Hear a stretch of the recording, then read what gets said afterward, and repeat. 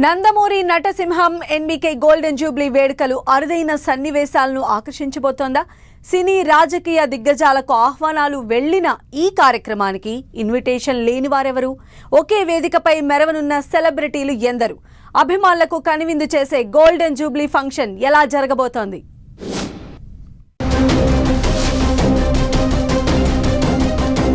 బాలయ్య అభిమానులు ఆసక్తిగా ఎదురు చూస్తున్న ఎన్బీకే గోల్డెన్ జూబ్లీ వేడుకలకు రంగం సిద్ధమైంది.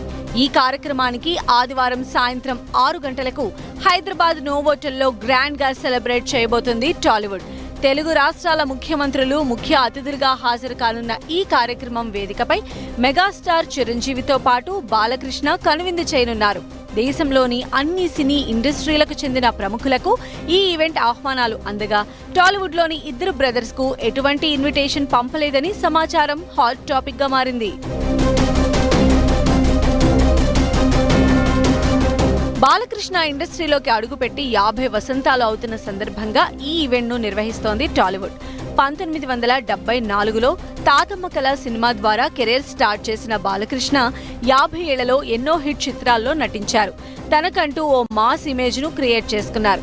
రాజకీయంగా సక్సెస్ అయిన బాలయ్య తెలుగు సినీ ఇండస్ట్రీలో అందరితో సన్నిహితంగా మెలుగుతూ ఉంటారు. దీంతో గోల్డెన్ జూబ్లీ ఫంక్షన్ లో అతిథుల రాకపైన అంచనాలు ఎక్కువయ్యాయి.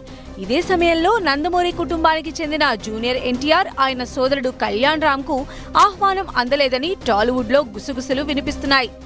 ఏది ఏమైనా సీఎంలు చంద్రబాబు, రేవంత్ రెడ్డి మరోసారి ఒకే వేదికపై కలవబోతూ ఉండటం రెండు తెలుగు రాష్ట్రాల్లో ఆసక్తికరంగా మారింది. ఈ ఇద్దరు కొత్తగా ముఖ్యమంత్రులయ్యాక ఒకసారి ఉమ్మడి సమావేశం నిర్వహించగా ఇప్పుడు ఈ ఈవెంట్ తో రెండోసారి కలవనున్నారు. అటు mega brother, AP deputy CM Pawan Kalyan రాక కూడా బాలయ్య గోల్డెన్ జూబ్లీ ఫంక్షన్ కు మరింత హైప్ తెస్తుందని అంటున్నారు.